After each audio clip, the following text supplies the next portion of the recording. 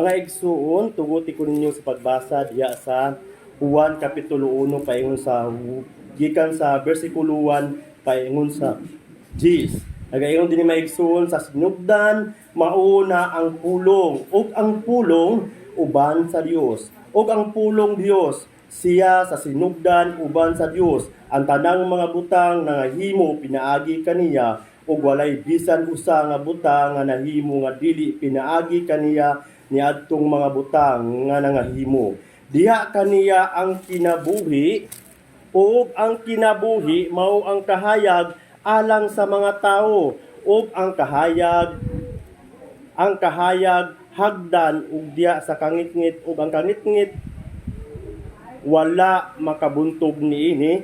Diay usa ka tawo nga gipadala gikan sa Dios, ang iyang ngalan mao si Juan. Siya miani ingon nga saksi aron sa pagpamatuod may tungod sa kahayag, aron ang tanan mo tuo pinaagi kaniya dili siya mao ang gisgutan nga kahayag, apan miani siya aron sa pagpamatuod may tungod sa maong kahayag. Ang matuod nga kahayag nga nagdan-ag sa tanang tawo muanhi sa kalibutan ug siya dinhi nasa kalibutan ug ang kalibutan nahimo pinaagi kaniya, apan ang kalibutan wala moila kaniya.